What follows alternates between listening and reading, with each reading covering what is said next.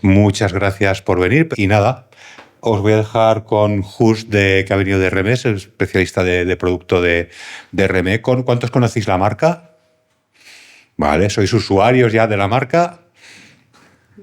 Pues RME se caracteriza por muchas cosas, pero una muy importante es drivers muy robustos, no voy a hacer muchos spoilers, ¿vale? Drivers muy robustos, soporte para muchos años, es decir, tiene que pasar una catástrofe como que Apple decida de eliminar el soporte de firmware de sus ordenadores para que no sigan dando soporte, unas tecnologías como Total Mix FX, tecnologías de reloj como Steady Clock, y muchas cosas más que Jus se va a encargar de comentarnos. Aquí tenemos un micro que iros pasando para que hagáis la pregunta y quede mucho más fluido en el vídeo. Y your time. Oh, thank you. Buenas tardes. That is how far my Spanish goes. Welcome here. Thank you, Central Media and Cutoff, for inviting us here. So I can tell you something about RME and the philosophy about RME and why we are one of the best-selling brands in the world when it comes to audio interfaces. So that's where here to tell you something about. If you have any questions during my presentations, please interrupt, because otherwise you may have forgot the question afterwards. Something about myself: I'm the product specialist at RME. I do some consulting, technical support. At the background, I am 35 years of experience as a freelance sound engineer for live concert, studio, and broadcast. But I'm already now 13 years at Audio AG, which is the worldwide distributor for RME and Alpha. Alpha is a cable where we have. And if you have any questions, you can call me or write us directly if you want to on these addresses. What I'm going to talk about is a little bit about basic audio transport protocols and some bus formats like USB, Thunderbolt, and some misunderstandings about that. Then the driver technology, some basic interfacing, how this works and what you can achieve up to advanced immersive setups. This hangs a little bit together with Total Mix FX. It's our software, and then I will show you some different software tools and a product overview.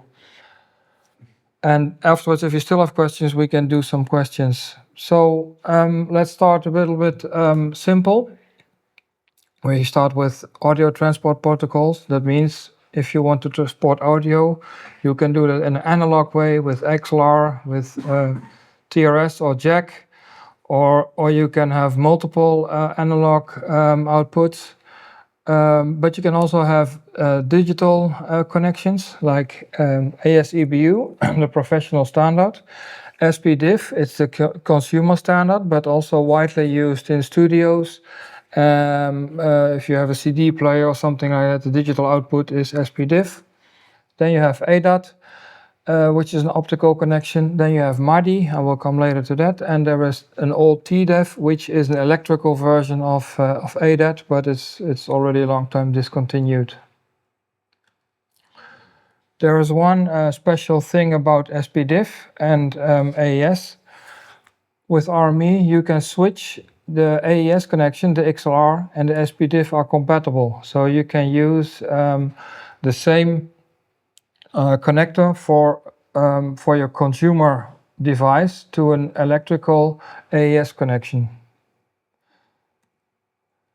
Then there is MADI. MADI is an optical standard. It's an optical cable. You have an SC connector, or you have an LC connector. And the LC connectors are widely used with SFP modules.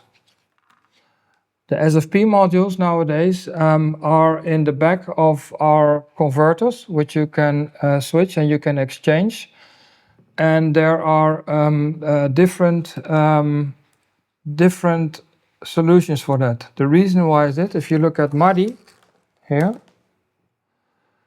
you have the optical MADI, and there are two ways to transport the audio. You can have multimode, which goes up to 2 kilometers, or you can have single mode, and you just exchange the SFP module and the device, and you have single mode.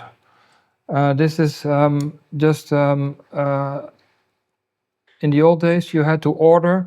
If you want to have a new FX Plus with single mode, you had to order it and you said, okay, I want to have it in single mode because I want to transport over 10 kilometers.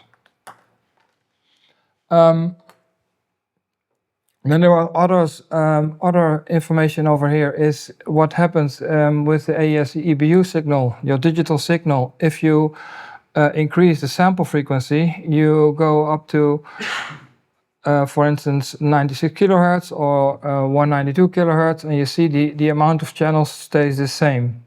The same with SPDIF because it's compatible, but if you look at ADAT, it halved the amounts of channels up to only 2 channels at 192 kilohertz. So that's a thing to keep in mind if you want to choose your interface and you want to record at higher sample rates. Same with MADI, but it already has 64 channels. 56 at another standard like Digico, for instance, 32 at 96 and 16 on 192. The same for the network protocols, Dante and Milan, AVB, there happens the same thing. If you double the frequency, you halve the amount of channels. Same with the broadcast standard, Ravenna. So this is only, and here you see the cable length, cut cable up to 100 meter, optical cable up to 10 kilometers. Then the other protocol is the digital protocol. There are several other protocols like AES50 for music group, for Midas and Behringer, and they have their own proprietary protocol. And we at RME, we have Ravenna, we have Dante, which is proprietary by Ordinate, and we have the open protocol Milan. I'll come back to that later, what it exactly is. So if you want to choose an interface for RME, you have to determine what and how many connections do I need simultaneously. Yeah? So if we just have a look at the RME webpage, you see all those interfaces, internal cards, interfaces, converters, and so on. Now let's say I am only singing and I have only one guitar and much more.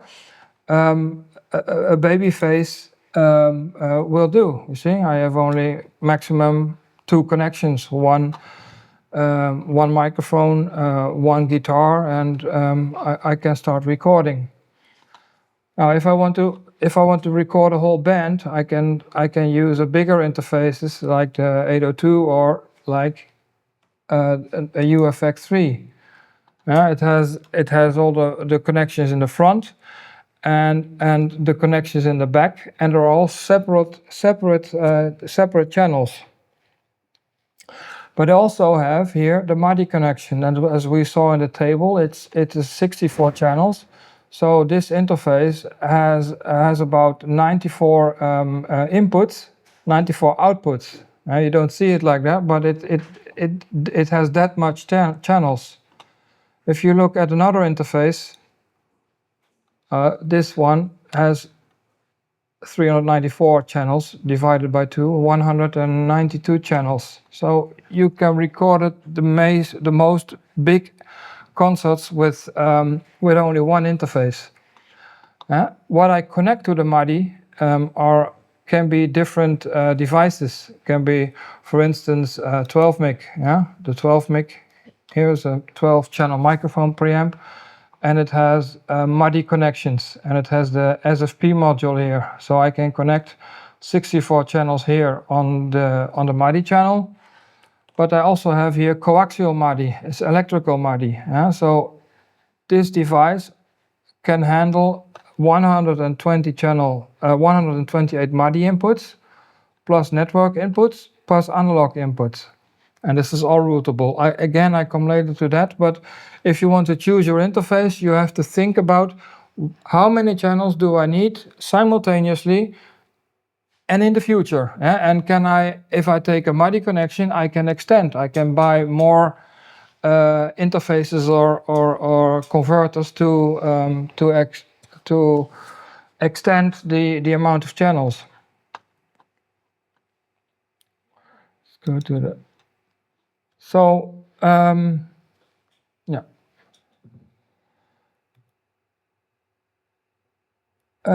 So if you have choose the amount of channels, you have to think about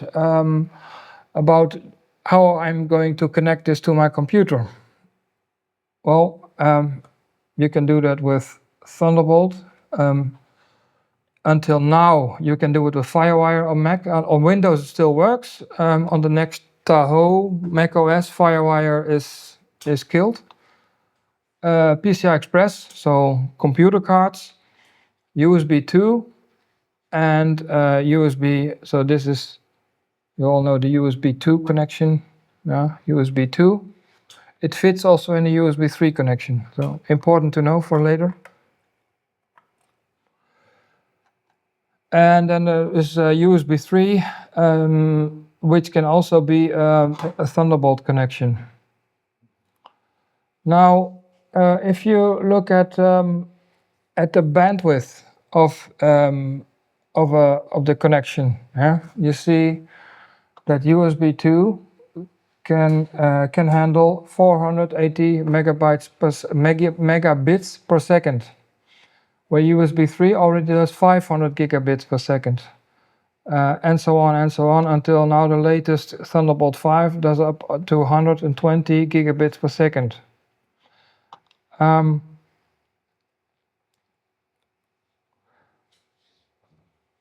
But there is a problem. If you have Windows and you want to have Thunderbolt 1 or 2, or you have an old UFX2, you can't use it anymore.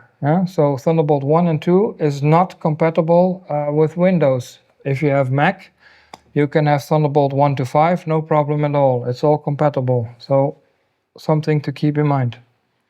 Now, if you look at the bandwidth, if you look at the stereo channel for 44.1 kilohertz, and you want to calculate how much bandwidth it is. This is 44.1 times 24 bit times 2 is 2.1 megabit per second.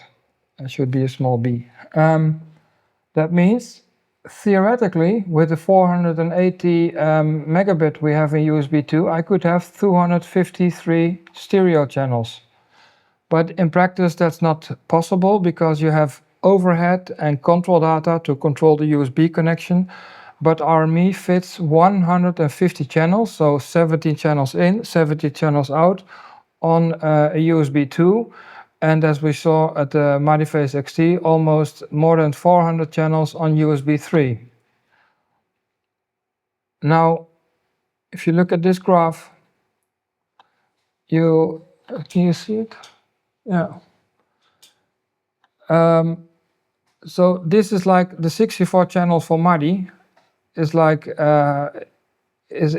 would be enough for USB 2. So I can fit one MIDI stream into USB 2, but 3 times MIDI is too much for USB 2. So there I need USB 3. And Thunderbolt for audio, it has no limit. Maybe for graphics, if you're a photographer and you want to transport a lot of data, Thunderbolt is of course very very handy. So as I said, USB 2 and USB 3. Now a question, which one has the lowest latency? USB 2 or USB 3? USB 2? Someone else? Other opinion? No, it's identical. It's if you look at it like this, if you have a motorway, two motorways, the local road and the highway, you see that USB 2, for instance, has the cars travel at a speed of 100 kilometers an hour, but the same samples on the highway go also 100 kilometers per hour. So it's exactly the same speed. So the samples go the same speed. Only on the highway USB 3 I have more channels, so I can fit more channels into the data stream. Excuse me, just what's the payload? What do you mean payload? You had it that in the graph. Yeah. The USB there in the USB 3, it's split it. Yeah. Between the blue and the gray. Oh, the payload of USB 3. Oh, I don't. Is it here? It's. No, I don't know exactly what the payload is. It's something about 6 gigabyte, I think. Something like that. 6 gigabyte per second. But I'm not sure. I'm sorry. I have to answer that question later. Okay. So no difference in latency. But then there is another thing if mid latency, and that is if you connect your interface to the computer. So how does it look in practice if you are a singer or a guitar player and you want to record your music? Singer, guitar player, microphone, he sings in the microphone, then it comes into the microphone input, and there is a microphone preamp, and then there is an analog digital converter. Then it transports digitally to the core of the audio interface, then it goes into your in your DAW, and then on your hard drive or recording, and then if you play back something or you do an overdub, it goes out of your DAW, out of your interface into the digital to analog converter, and then I hear what I'm doing. So this whole way is latency.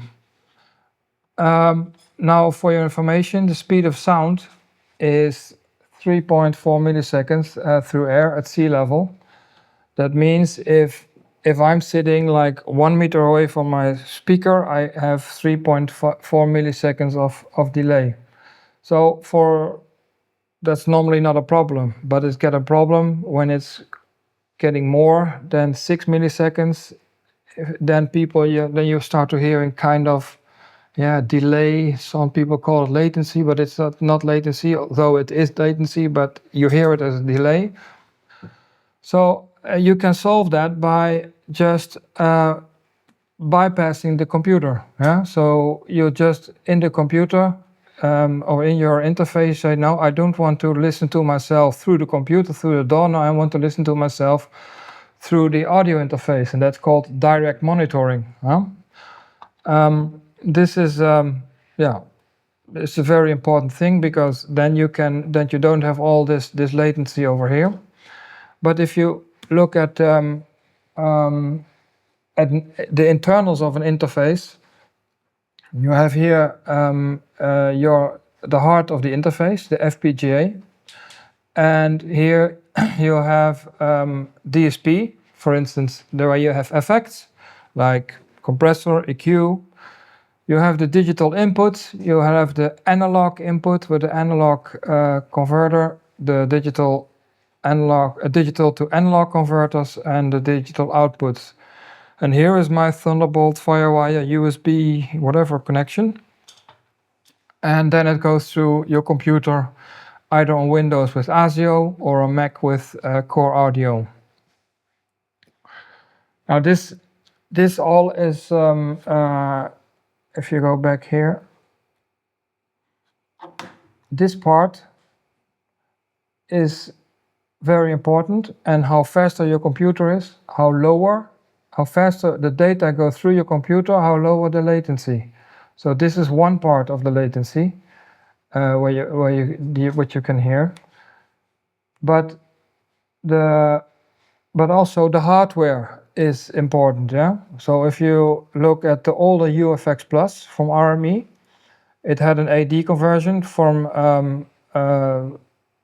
latency from 0.28 milliseconds, but the new one here is already half the time it uses in the latency. So it depends also on the hardware, on the interface that you have. To drink something. There is some guy on YouTube, in like half a year or so, he did a review or test where he compared now the modern interfaces with USB 3 and Thunderbolt. I hope you can read it. Can you read it? Yeah, okay. And there you see that that RME, the UFX, is on USB Mac and Mac USB. It's the fastest. It's the fastest on this here on 48 kilohertz. But if you look here, it's everywhere on top. Yeah. If you compare this with Thunderbolt, for instance, the Universal Apollo on Thunderbolt.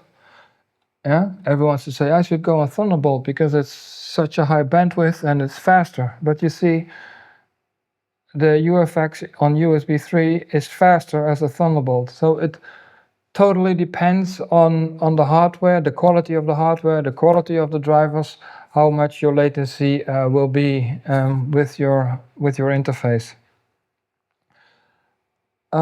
There's only one exception, and that is Windows, where Thunderbolt can be faster as USB. This has how do you say? It's a difference between Windows and Mac. Core Audio, let's say it simply. Core Audio has extra buffers, extra playback buffers, and extra record buffers to make the sound stable, which Windows doesn't need. So Windows is faster in Thunderbolt as it is on USB. So with the same computer, you can have fastest latency on Windows than you can get on Mac. But Mac has also its advantages, and if you're not really in for very low latencies, you can also, of course, use a Mac. So then going to the second part of the latency, and that's the driver technology. What is a driver? A driver is a software component which lets the operating system and your device communicate. Now, if you look at a picture of it, you have an application, you have the operating system, Mac or Windows, you have a driver, and they communicate with the interfaces. So I think you already said that we have very robust drivers. So why does have RME this solid drivers and stable operation? And you already saw it in the picture. We have an FPGA inside. It's a field programmable array. See it as a small chip which you can, like computer, which you can program, and you can rewrite the firmware. So you can reload the firmware every time when you want to update it. That has the advantage that the functionality can improve if there is any problem with Mac, with Windows, or with Mac, or they come with a new update, or there is a new Mac OS, or there is a new Windows. Every time we can reprogram the FPGA so that it functions again, so that you have a reliable interface. The difference with other brands is that they buy ready-made chips, for instance USB chips or Thunderbolt chips, and they are baked into one state, so they cannot be updated again. So if you have have another interface from another brand, and there is a new Mac OS, it can happen that you cannot use your interface anymore. You can throw it away. So that will not happen with RME. You have lifetime support of your drivers and your firmware. Of course, you can also add more functions. Yeah, and because of this system, we can update our drivers and our firmware as long as we can. So let's see, we can make drivers for devices that we launched in the year 2000. Yeah, so we are making our own customer drivers, but there is also another thing that we can do. We have programmed also a class compliant mode in our devices. That means that it works also without a driver. So if you connect it to your Mac, or it's like you put a camera connecting to your computer say, hey, I see a camera, or hey, I see an interface, and it uses the drivers of the Mac OS. That works then also for Linux, for instance. So there we have no drivers for Linux, but with the class compliant mode, you still can use it on Linux. So how does this look in the Mac OS? You have core audio. It's called in Mac OS. Yeah, it handles all the audio in your Mac computer. It handles the YouTube and Zoom and Spotify, and it handles your Pro Audio, your DAWs also as well. On Windows, this is a little bit different.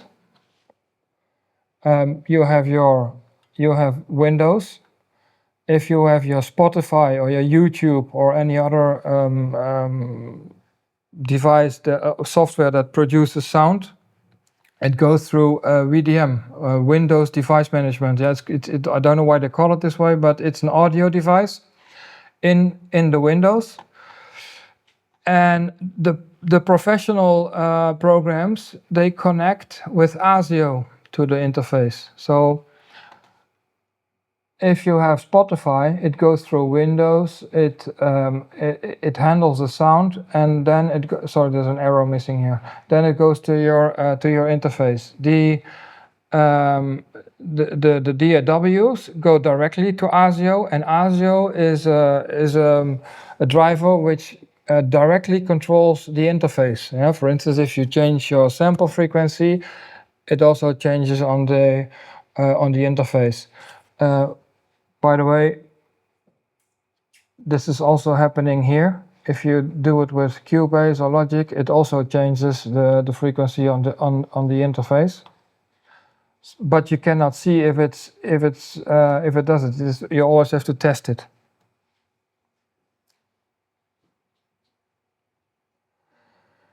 In macOS, there is a little bit of a disadvantage on this approach, where you can have only stereo programs like Spotify or YouTube or your whatever. You can only choose one interface, and it's only channel 1 and 2. So if you want to use another channel for it, you have to do some tricks, or you have to use another software. On Windows, you can choose all the available inputs and outputs from your interface. So, for example, if you have Zoom, I have to say it correctly. No, that's too complicated. I skipped that. So the driver and the firmware is downloadable on our website. You just click through the menu and you download the latest driver for your OS. You don't need to uninstall. You just double-click the driver, and the installation will be completed. So very easy installation. On Mac, it's a little bit more complicated. A few years ago, I have to tell you, there are two kind of drivers for Mac. So-called kernel drivers, which are completely implemented in the system, in the lower system of macOS. And there are driver kit drivers, which are on the user level.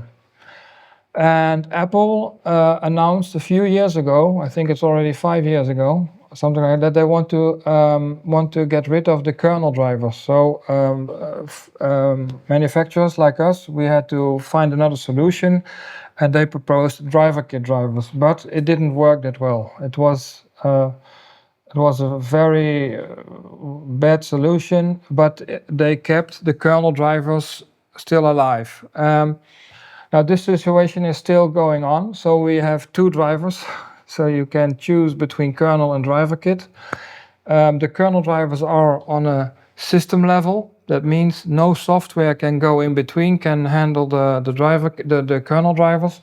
But the driver kit drivers, yeah, they are not so stable as they should be. So we're working now on the third driver, but that's not available, and that's the audio kit driver, which will be available in the future. Then there is a third possibility, and that is that you use the class compliant mode on Mac. It will connect. Until half a year ago, you could not use the driver settings and total mix with class compliant. But now we had problems with M1 computers and USB 3, not all of them, and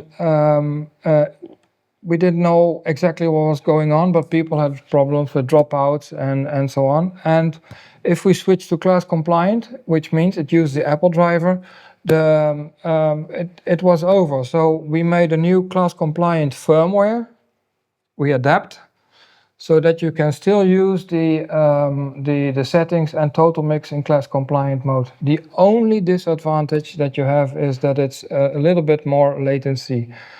Again, now with newer macOS, Apple saw that they made they made a fault with the USB 3 chipsets in the devices, and they updated it, and the problems are reducing right now. M2, M3, M4 is not a problem at all, but we still kept it alive.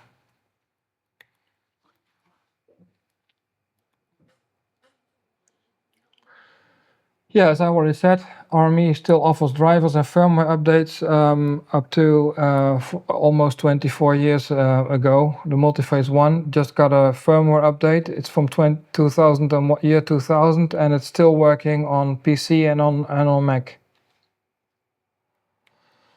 So if I have an interface, what can I do with it? How do I set it up? For instance, if we look at Fireface 802, it has this almost the same in and outputs as the UFX3. The preamps are different, but the principle of connecting it are the same. I can connect my speakers. I have my computer via USB. I have my monitors. I can connect an ARC USB, which is an hardware remote control.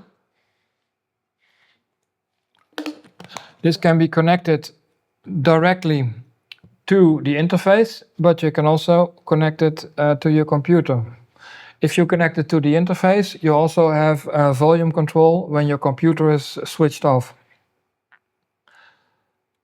You can connect, of course, headphones for a monitor mix. You can connect two speakers, B speakers, and you can switch between the speakers if you want to listen to one speaker or listen to the other one. You can connect microphones. You can connect your microphone preamp in the preamp. If you put the gain to 0, you bypass the preamps, but you have the colorization of your special mic preamp that you want to use. Or, for instance, you use an analog insert with a compressor, and you feed it to your as a mastering chain, for example. You can connect MIDI to it with a DIN. Of course, you can also connect your MIDI keyboard with USB, but it will bypass the interface. You can connect extra preamps to the ADAT port to extend your channel count, as I told you in the beginning of the presentation.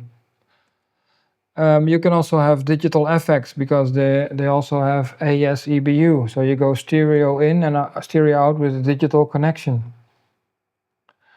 But you can also have a device like the converter, which gives you 16 channels of ADDA conversion through ADAT. But if you have a MIDI device like this one, you have extra 64 more channels, which you can add to your setup. And with MIDI, you go in, out, in, out, in, out in every device until the MIDI stream is full with 64 channels. And so you have a very, very powerful recording system with this. And MIDI is plug and play. So it's a very, very good and very old and stable connection, audio connection. So how I'm going to control this? Therefore, we have our software, and on every interface that we have here on this ones here. Come on. These all have Total Mix FX. All those cards have Total Mix FX. So that's a different with the converters, which don't have Total Mix FX. Sometimes they can connect to a computer, but they do not have Total Mix FX.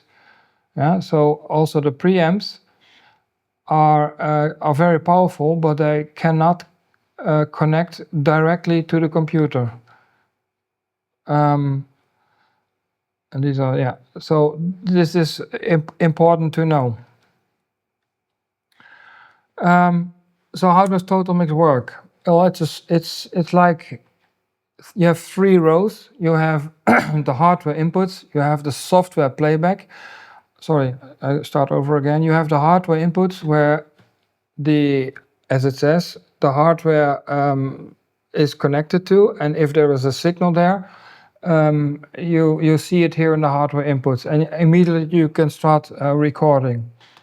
Software playback is that what comes back from the software, as it says. So if I choose an output on my software, it arrives here in the software playback. That's a big difference with other brands. If you have another brand and you say, I choose the output, it arrives immediately at the output of the interface. Here, I can still route the software playback channel to a different hardware output. So I can mix different softwares to different outputs.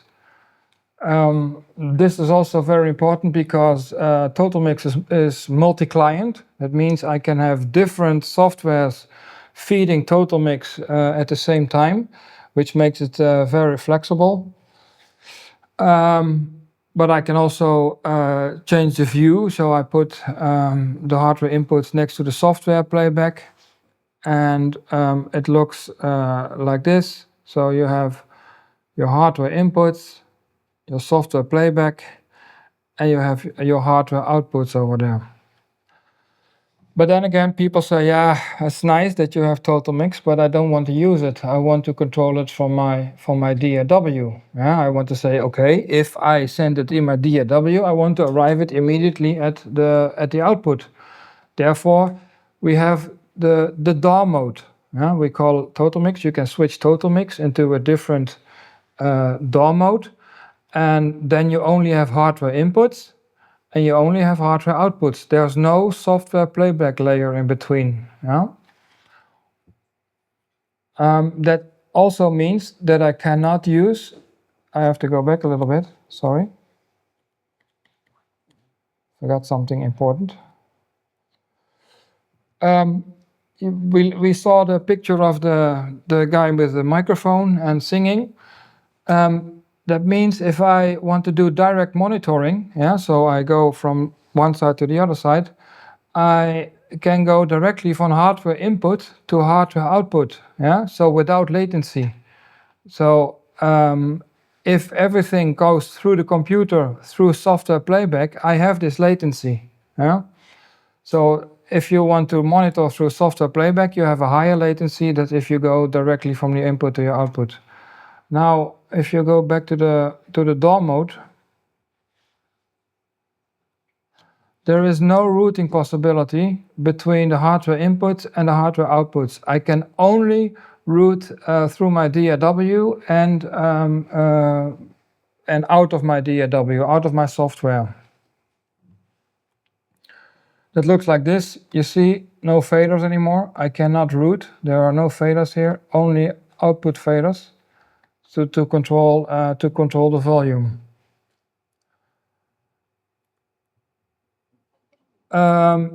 Also, most of the interfaces, or no, some interfaces do have effects. So if I have this direct monitoring thing going on, if I direct from input to output, I cannot use effects because I'm bypassing the DAW. I'm not doing anything in the software. So if I want to EQ my voice, or I want to have some reverb, or if I want to have some compressor, the effects must be available in the interface. And here you see an overview of which interfaces do have the effects on board, so that I can use these effects for monitoring purposes. Yeah, most of the time these effects are only used during recording, so that the people are listening to, they have like a nice sound to sing it, but the post-production is doing the real effects and the real EQ. Though there is an oh, sorry, I go back. No, wrong one. Just wanted to show you something. There is actually special software for. You saw me in the video. I'm explaining that with Live Professor. As I have it here, where you can. This is a very fast program, where you can use your plugins or your VST plugins live. So if you want to add any plugin, you can make a routing in Total Mix. For example, for microphone 9, I send it back to 8.1, and then I can go back from 8.1 to listen to that effect, for instance, or I listen to. There are many problems. There is a video about this on YouTube, how to do this if you want to use live VST plugins. This is also that's why it's called Live Professor. It's used very widely at live concerts. So sound engineers use this to insert live effects into the chain of the audio, and RME is known for the very fast latency. So that's why they can use those effects live. If it was that fast enough, yeah, then you would hear delays and another problem. So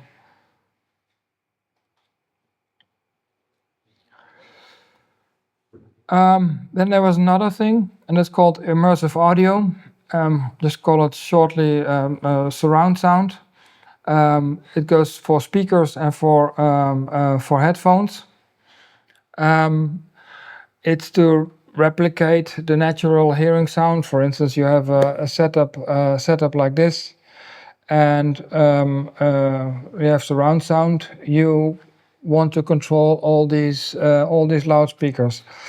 You can do that again with the help of the RQSB, and I will show you now how Total Mix works and how you set up, for instance, an immersive setup. So this is total mix for 1 second with all the channels that you have. Yeah, I have here my. Oh, sorry, this is the new version. Sorry, I will go back to the old version. This is the new version. Ta-da! The new version, you can toggle between the new version and the old version. So this is. I think you're not sharing the screen. Sorry. Oh. Huh?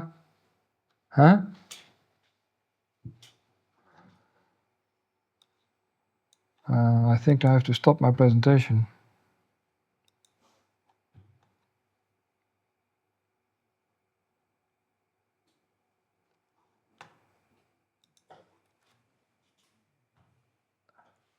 No. Yeah, okay.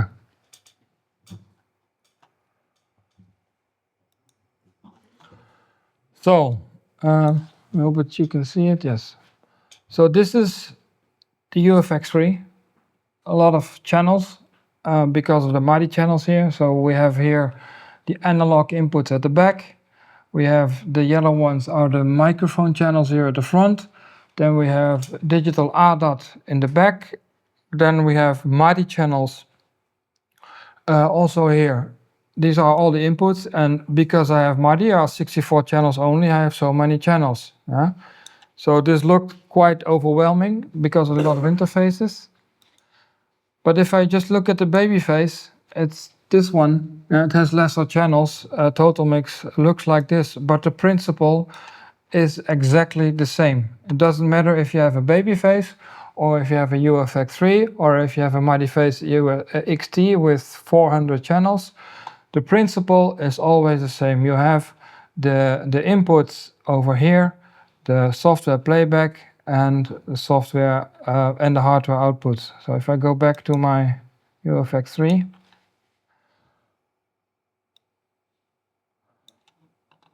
I go into my microphone 9. This is a tone generator. You can see it as a microphone. So it needs, if it's a condenser microphone, it needs phantom power, and it needs some gain to put up the level. Now this is this has to go somewhere. I do not hear it yet because I have to route it. So how does the routing in Total Mix works? It's very simple. You have to ask you one question. Where am I listening to? And the second question is, what do I want to hear? So where am I listening to? Well, I'm listening to my main output over here, and that are the speakers. Yeah. And what do I want to hear? Well, I want to hear my microphone, and now I've routed the signal. As simple as that. Nothing more, nothing less. So this is all about routing. I can do some EQ. I can do a lot of things. See, it's all working like an EQ. I can switch off the EQ. I can send some. I will switch off the. I can send some effects to the effect engine, and this is all in the interface. This is not on the computer. This is in the interface. If I unplug the USB, it will still be having the effects and the EQs and all the mixer settings. So if you disconnect the USB, of course your playbacks will not be there anymore, but all the hardware inputs, it's like a digital mixer. Huh?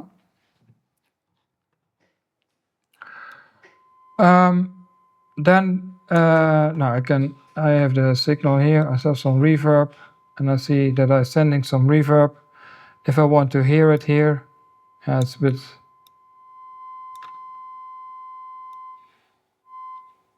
Not a real reverb, but delay then.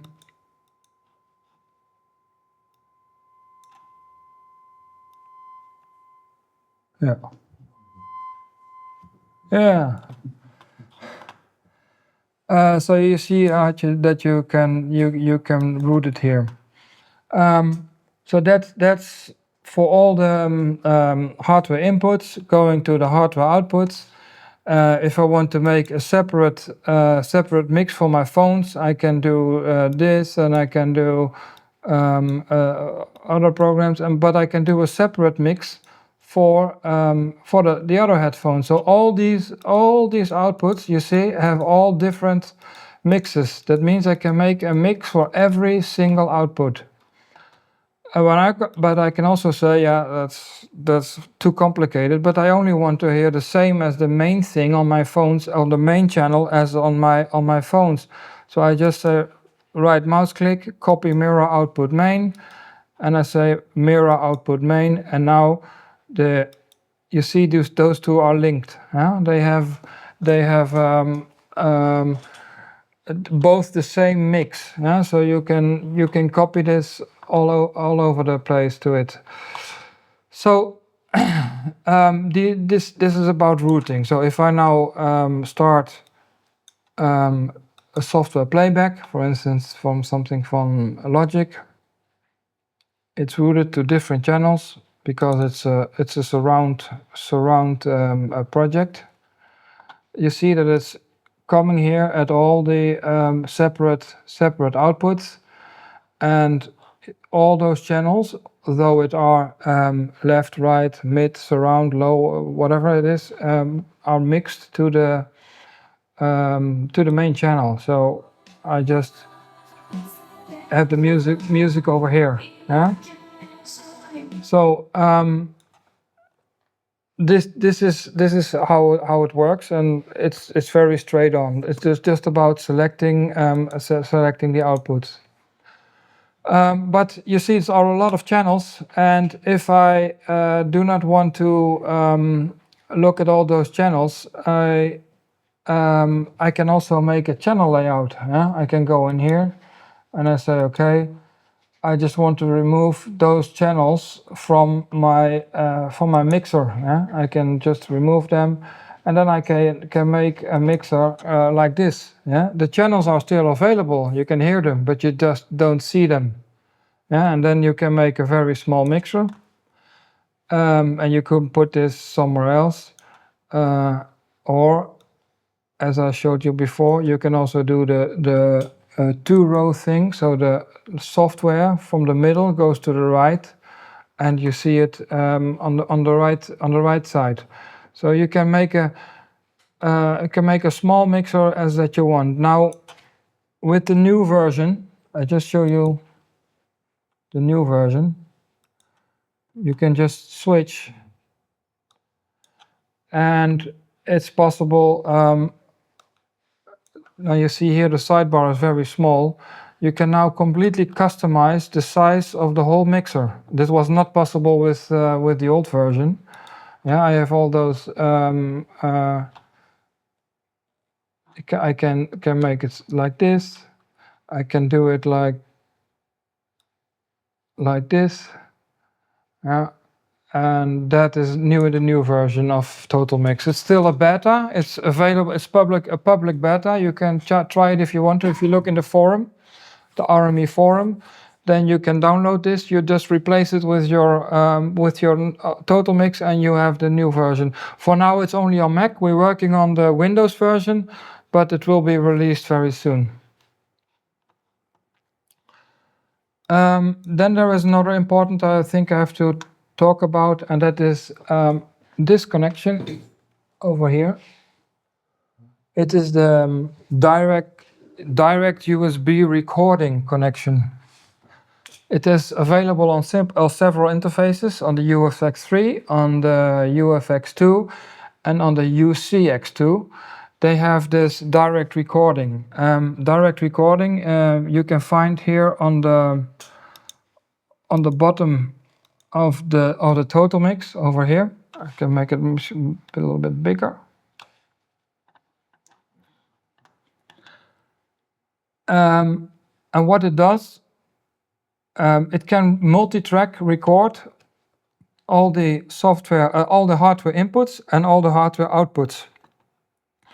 If I switch this, flip the switch, all the PFL and Q are changed to play buttons and record buttons, so I can arm the tracks. And if there is now something connected to the USB, I can immediately start recording in multi-track. So everything is there, so I can simultaneously record on the software, or here on the direct USB. So that means that if my software crashes and I cannot record anymore on the computer, and I do a simultaneously recording on the USB, I have a backup recording. So it's a very powerful mobile recording unit as well. Due to the time, I have to go on.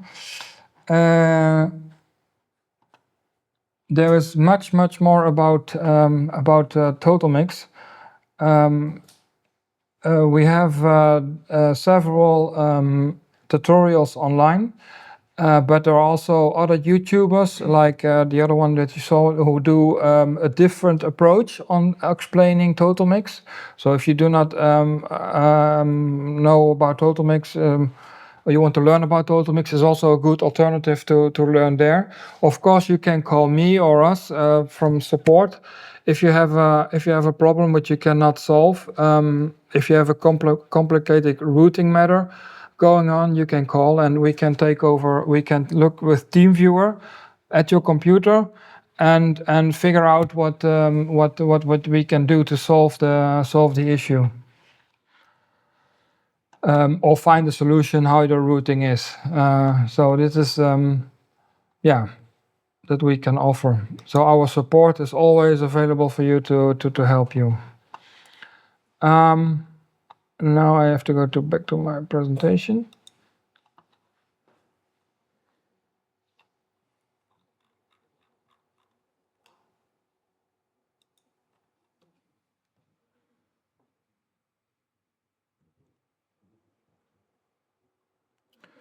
Then there is, if you have Total Mix FX running on a computer, and you have your musicians in the room and your computer is here, and you want to check the microphones and all the other equipment if it works.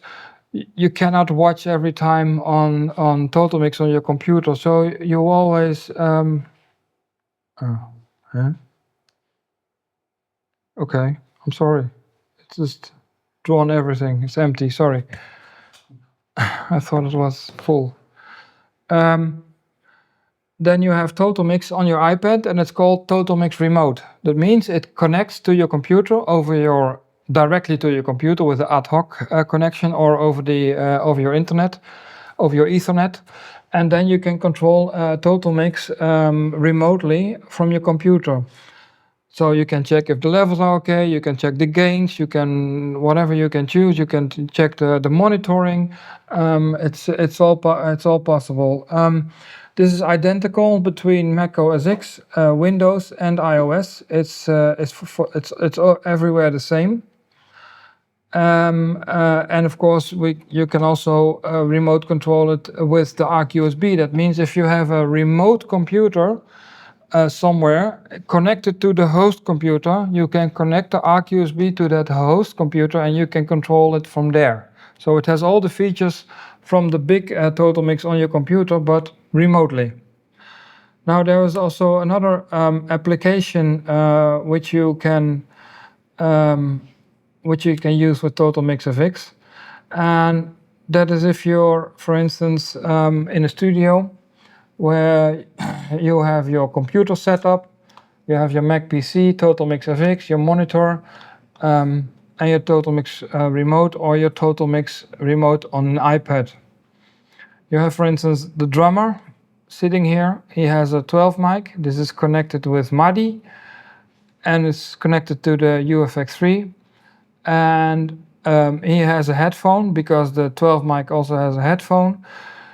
you give your you can also give the Total Mix remote user rights management. You say to the Total Mix remote on the iPad, you only can control mix number X, phones mix. And then the drummer can make his own mix, because you of the layout you can make it very small, make it for the drummer only, and the drummer can control it without getting involved in your mix for the studio. So you can make complete personal monitoring for multiple musicians, two singers, whatever, bass player. So and there's, I think you can have 128 connections to Total Mix. So it's a very powerful monitoring system as well.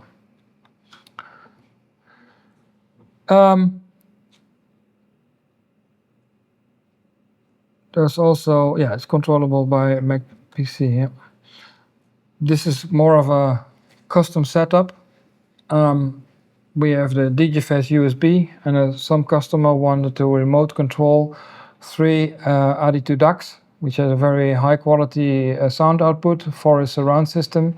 And then he connected it with Total Mix, and he could sit in his chair and remote control the volume. Then there is 3 additional software at RME. We have DigiCheck for Mac and Windows.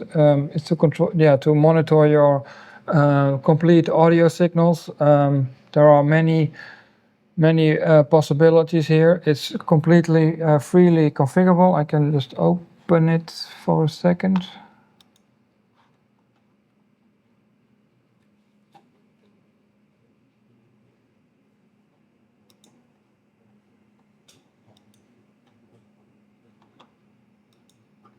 So I just say, okay, you see it, right? Yeah. UFX. I say okay, and you can input selection. I say okay, analog 1 and 2, and now if I start my my playback. Oh, sorry.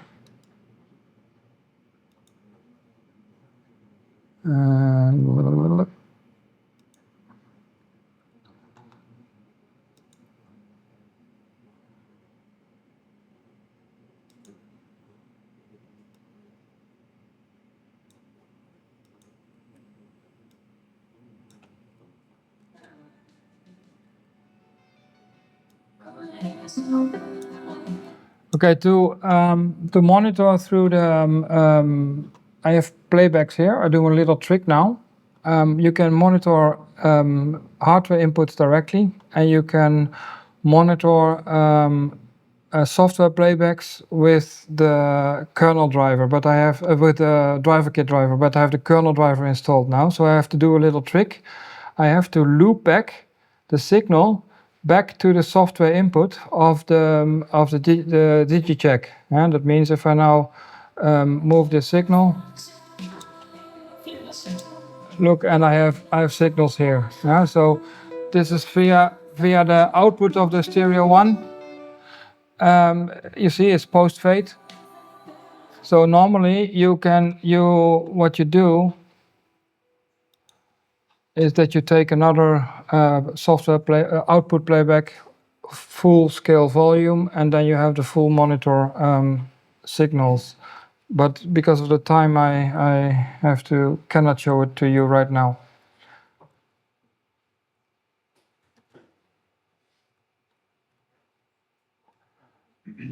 So this is DigiCheck.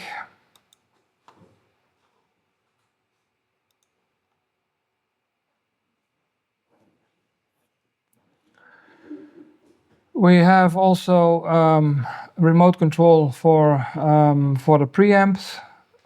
If you own an Octomic Ecstasy 12 mic or 12 mic D, you can use this software, which you can use next to Total Mix. But you can also remote control the 12 mic inside of Total Mix. Then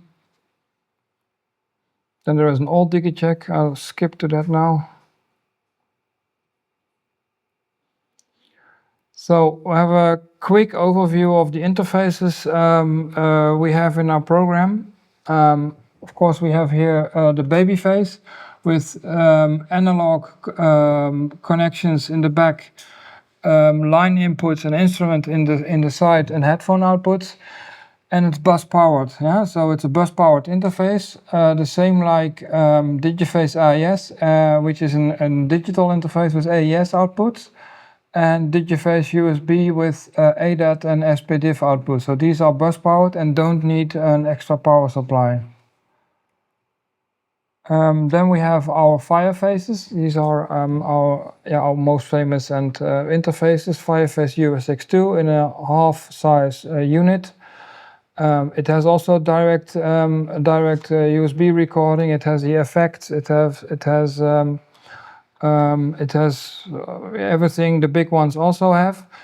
These three have an identical sound quality. Only the features they have are different. Then we have a special edition. It's the black edition of the Fireface 802. And we have the black edition of the ARC USB. Formerly it was only the silver version, but the black one just came a few months ago. Then we have the network interfaces and MADI interfaces, so a lot of channels. We have Digiface AVB for AVB Milan. We have Digiface Dante for Dante networks. We have Digiface Ravenna for Ravenna. They are actually all identical. They all have 128 channels, but it depends on the network standard that you are using for these devices. Then we have some mic preamps. The 12 mic. It's one of our oldest analog devices with digital out and analog out. And then we have to go, this is the wrong. Then we have 12 mics. The 12 mic is in Milan standard. Milan is a network protocol which is widely used at loudspeaker manufacturers. And the other version that we have is the Dante version, which is also used in a professional environment where you can route signals across the network. There is only a price difference. They are exactly the same, both devices, AVB and Dante. Only the Dante is more expensive because of the licensing fee we have to pay for Dante for Ordinate. So if you don't need Dante, you can also use the AVB version. Just those converters and preamps, they have their own web interface where you can control them and where you can route the signals from inputs to the outputs. So, for instance, you can build your own Dante or your own network streams from analog inputs or MADI inputs into a Dante stream. It's just like pulling signals from input to output, and the connection is made. Then we have some high-end format converters. If you need very high quality audio in analog or analog output or digital output, we have these converters. This is 16 analog in, 16 analog out, but we also have 32 analog in, or the other device 32 out analog. Then we have some PCIe cards. Because of the time, I will skip them now. Our new card is a very powerful card for Dante. It has up to 500 channels input and 500 channels output. It's a very powerful card. If you need a lot of channels, this may be a good solution for you. Also, it's a very fast car if you need low latency. Skip that. Then we have also MIDI cards. This is the 394 channel MIDI card. We have AES cards. This is one of the oldest cards that we have, but we made a new version of it, V2. Still very popular at studios or broadcast studios. And some older converters, AES to MIDI, analog. One of these will be discontinued later on. Yeah, Mixer-C, and this is a digital analog mic preamp, and then we have the DMC digital mic preamp. Then before Corona, we had a series of small hi-fi converters. They are very high quality. They don't have total mix, but they have a very high quality if you want to listen to your CDs, Spotify, whatever. It's a very high quality converter. You can also use them to connect to your older interface. If you have an older interface and you want to upgrade the sound, you can do a digital connection to these converters to upgrade the overall sound of your monitoring. They are as RD2FS, RD2 Pro, RD2 Pro FSR, RD2 and RD2 SE. They also have a remote control, so if you connect them to the computer, you can directly control the devices on your computer, which makes it much more easier as control it on the device itself. And I think I made it in time. Sorry for the last.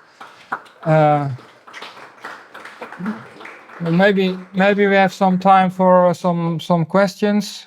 If you have any questions, any special projects, any other. Yes. Just one question.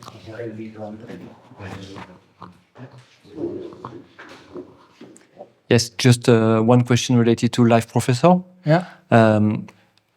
Can you use it with any interface, any RME interface? Yes. Yes. Yes. And is it only for tracking, or can you also record Yes. You can also record it. Yes. Yes. Okay. Well, if you want to record it, you can use the VST plugins in your DAW. Yeah. Then you record it like that. Yes, but then you would use the power of the computer, and then you would get more latency, no? No. If you yeah, okay, of course you can do live tracking and you can record it. Yes, that's what you mean. Yes, Okay. yes, that's possible. Yes. Okay. Thank you. Yeah, it's all about routing. So you route your signal through Live Professor. The output goes via loopback back to the input. Okay. That input you can record, and and you can give the input also the output also directly to the monitoring, so you can hear it live. Okay. Thank you.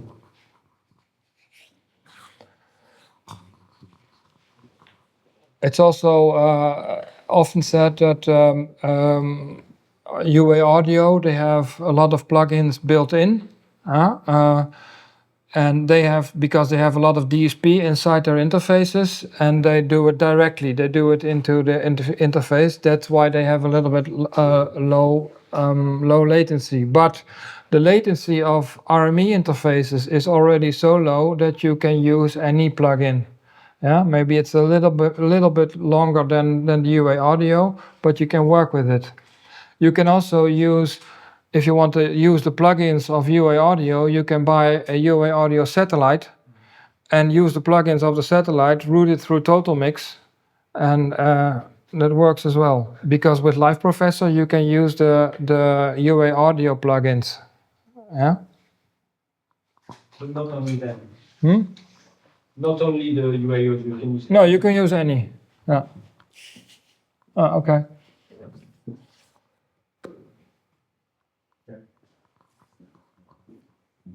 Thank you. Yeah, regarding the issue that you explained with the kernel drivers in macOS, you explain, and also I watch a video from RME channel explaining the situation that the performance is lower. So I want to know the impact as a macOS user. What should expect? I mean, more latency, or what is Stability. The kernel extension, as I told you, the kernel extensions are programmed in a system level. You have to reduce the security in your macOS, so that you can go into a system level. That means that no software can change values from your interface or the programming, because they are not allowed to. On a driver kit level, they can do it, but we already improved the driver kit so much now that there is almost no difference. There is actually a bigger advantage on the bigger advantage on the driver kit level is actually that you have with total mix. I just showed you that I had to do the loop back to get into DigiCheck. With the driver kit, you have direct access to the playback channels. So that's an advantage of the driver kit. So your advice should be to use the driver kit instead of, as a Mac user? I would go for the kernel. The kernel, okay. Yes. Lower the security settings, Yes. my computer. Yes. Okay. And then a second question. Regarding the total mix, I assume that as soon you start your computer with the interface plugged, the software is running on background. Yeah. It takes a lot of resources? No. No. No, the total mix is a remote control for the interface.